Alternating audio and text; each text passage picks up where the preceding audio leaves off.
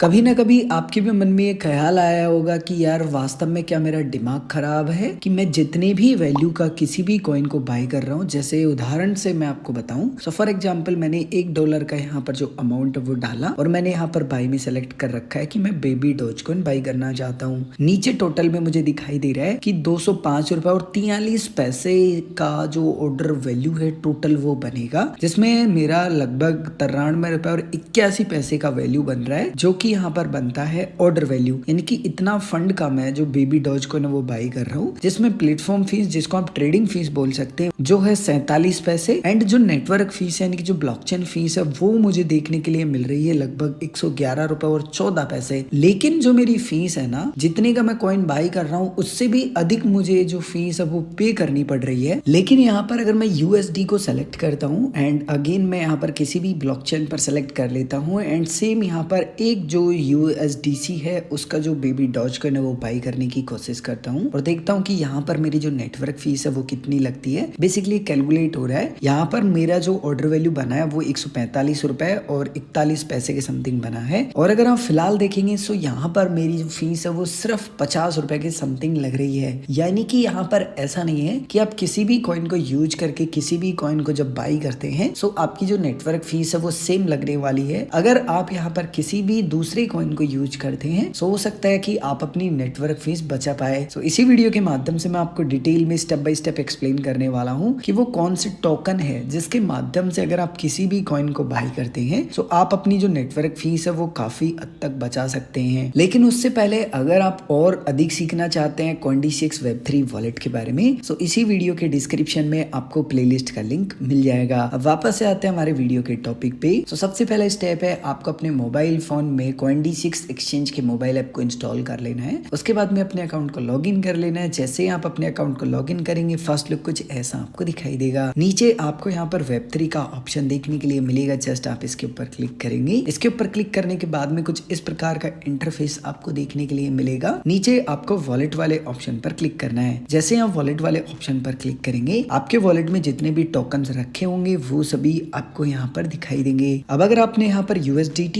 या फिर USDC add कर रखा है तो बहुत अच्छी बात है, और अगर ऐड नहीं कर रखा है तो कैसे ऐड कर सकते हैं मैंने एक डिटेल वीडियो पहले से बना रखा है। आपको Coin-D6 Web3 के प्लेलिस्ट में वीडियो मिल जाएगा, आप इस वीडियो को देख सकते हैं। जब आप अपने वॉलेट में फंड ऐड कर लेते हैं तो किसी भी कॉइन को बाई करने का प्रोसेस आपको कुछ इस प्रकार से फॉलो करना होगा। नीचे आपको काफी सारे ऑप्शंस देखने के लिए मिलते हैं। आप ट्रेड वाले ऑप्शन पर क्लिक करेंगे। उसके बाद में यहाँ पर आपको वो सभी कॉइन्स देखने के लिए मिल जाते हैं जो कि आप Coin-D6 Web3 के माध्यम से बाई कर सकते हैं। वैसे Coin-D6 Web3 पे आपको कैटेगरी देखने के लिए मिल जाती है, यानी कि हर एक कैटेगरी के अंदर आपको सिर्फ उसी सेगमेंट के जो टोकन है वो देखने के लिए मिलेंगे। अगर आप मीम वाले ऑप्शन पर क्लिक करेंगे तो आपको जो मीम टोकन है वो देखने के लिए मिल जाते हैं। अब आप जिस भी कॉइन को बाई करना चाहते हैं या तो आप यहीं से सेलेक्ट कर सकते हैं, और अगर आपको यहाँ पर वो कॉइन नहीं दिख रहा है फॉर एग्जाम्पल जिसको आप बाई करना चाहते हैं तो ऊपर आपको सर्च करने का ऑप्शन मिलता है। अगर आप इसके ऊपर क्लिक करेंगे तो अब आप किसी भी कॉइन को बाई करना चाहते हैं उसको आप सर्च कर सकते हैं। जैसे फॉर एग्जाम्पल मुझे यहाँ पर जो शिबा इनू है वो बाई करना है, मैंने यहाँ पर सर्च किया। उसके बाद में आप देख सकते हैं काफी सारे मुझे जो सर्च रिजल्ट है वो दिखाई दे रहे हैं। यहाँ पर मुझे शिबा इनू दिखाई दिया, जस्ट मैं उसके ऊपर क्लिक करूंगा। उसके बाद में शिबा इनू जो टोकन है उसके बारे में बेसिक डिटेल आपको यहाँ देखने के लिए मिल जाती है। सो फॉर एग्जाम्पल मैं बेबी डॉज कॉइन को बाई करना चाहता हूँ, जस्ट मैं उसके ऊपर क्लिक करूंगा। उसके बाद में यहाँ पर नीचे बाय वाला ऑप्शन मुझे दिखाई देगा, जस्ट मैं इसके ऊपर क्लिक करूंगा। उसके बाद में कुछ इस प्रकार का इंटरफेस मुझे दिखाई देगा। यहाँ पर पे विद वाले ऑप्शन में आपको सेलेक्ट टोकन के ऊपर क्लिक करना है। उसके बाद में आपके Coin-D6 Web3 में जितने भी टोकन्स रखे होंगे वो सभी टोकन्स आपको दिखाई देंगे। जैसे मैं यहाँ पर सबसे पहले USDT के ऊपर क्लिक करूंगा। उसके बाद में मुझे बताएगा कि देखो USDT तो आपके पास है, लेकिन कौन कौन से नेटवर्क पर रखा हुआ है जरा वो बताइए आप। अगर आप एक से अधिक नेटवर्क पर USDT रखे होंगे तो सेलेक्ट चेन वाले ऑप्शन में आपको दिखाई देंगे, लेकिन मेरे पास एक ही चेन पर रखा है वो है BSC यानी कि Binance smart chain. So just मैं उसके ऊपर क्लिक करूंगा, वो सेलेक्ट हो जाएगा। उसके बाद में मेरे पास टोटल जितने भी USDT होंगे बाइनेंस स्मार्ट चेन पर वो दिखाई देंगे। अब मुझे यहाँ पर बताना है कि टोटल मेरे पास जितने USDT है उसमें से कितनी USDT का मैं बेबी डॉज कॉइन बाई करना चाहता हूँ। तो मैंने डाल दिया कि मुझे एक का यहाँ पर बाई करना है। अब यहाँ पर कैलकुलेट हो रहा है कि मुझे कितने बेबी डॉज कॉइन मिलने वाले हैं। कैलकुलेट यहाँ पर हो चुका है और नीचे आप देखेंगे कि टोटल ऑर्डर वैल्यू लगभग मेरी 150 रुपए बनी है। अगर मैं इसके ऊपर क्लिक करूंगा तो फिर यहाँ पर मुझे जो ट्रांजेक्शन फीस है मेरी वो देखने के लिए लिए मिल जाती है। जिसमें सबसे पहले अगर मैं आपको ऑर्डर वैल्यू को एक्सप्लेन करूं, सो ऑर्डर वैल्यू का मतलब ये होता है कि आप एक्चुअल में कितने पैसे दे के